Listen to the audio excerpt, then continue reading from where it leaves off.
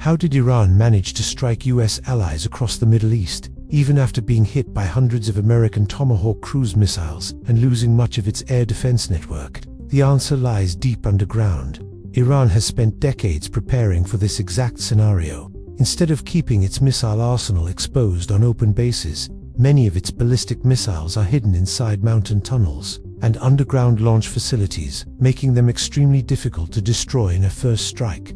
And among those weapons is something that has made military planners around the world pay close attention.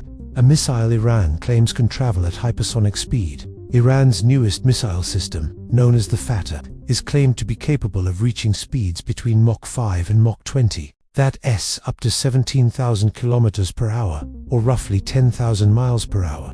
At those speeds, even the most advanced air defense systems have very little time to react. Systems like Iron Dome, Arrow, and David's Sling rely on detecting a missile, tracking it, and launching an interceptor before it reaches its target. But hypersonic weapons move so fast and maneuver so aggressively that interception becomes incredibly difficult.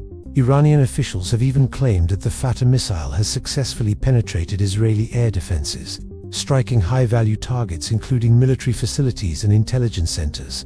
The Fattah missile works differently from traditional ballistic missiles. First, a solid fuel booster rocket launches the missile into the upper atmosphere at extremely high speed. Once it reaches high altitude, the booster separates. What remains is the hypersonic glide vehicle, which carries the warhead. Instead of following the predictable arc of a traditional ballistic missile, this glide vehicle re-enters the atmosphere and begins maneuvering toward its target. It typically flies at altitudes between 12 and 30 kilometers, while traveling at speeds greater than Mach 5. As it approaches its target, the vehicle drops lower and performs sharp evasive maneuvers. These sudden changes in direction make the missile extremely difficult for radar systems to track. Unlike traditional ballistic missiles, which follow stable parabolic trajectories, the Fattah can change its path mid-flight, confusing air defense algorithms designed to intercept more predictable threats. Another challenge for Israeli defense systems is geography. Israel is a very small country. In fact, Iran is roughly 75 times larger than Israel. This difference in size creates a major strategic advantage for Iran. Missile launch sites can be hidden across vast areas of mountains and deserts, making them extremely difficult to locate and destroy. Meanwhile, Israel's narrow geography means that almost any missile launched toward the country can reach its target within minutes. At its narrowest point, Israel is only about 15 kilometers wide. That leaves very little time for detection, warning, and interception. Following the initial strikes against its military infrastructure, Iran launched retaliatory missile and drone attacks across the region. These strikes targeted US bases and allied facilities throughout the Middle East. For example, Al Dhafra Air Base in the UAE was struck, causing casualties.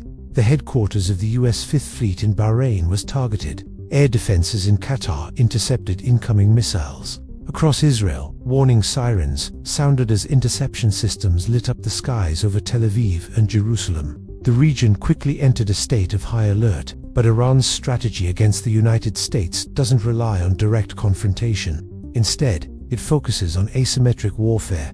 Rather than trying to match the US Navy ship for ship, Iran aims to overwhelm stronger forces using unconventional tactics. These tactics are designed to exploit geography, surprise, and sheer numbers. One of Iran's most famous naval tactics is known as the swarm attack. The Islamic Revolutionary Guard Corps Navy operates hundreds of small fast-attack boats. Instead of attacking a US destroyer one at a time, dozens of these boats can launch simultaneously from multiple directions. Each boat may carry rockets, heavy machine guns, or anti-ship missiles. The goal is simple: overwhelm the ship's defensive systems with more targets than it can destroy at once. Another major tactic involves naval mines.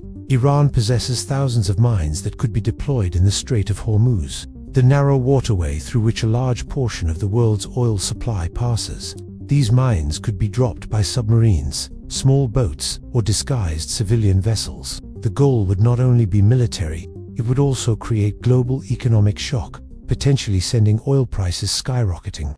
Iran's rugged coastline provides excellent cover for mobile missile launchers.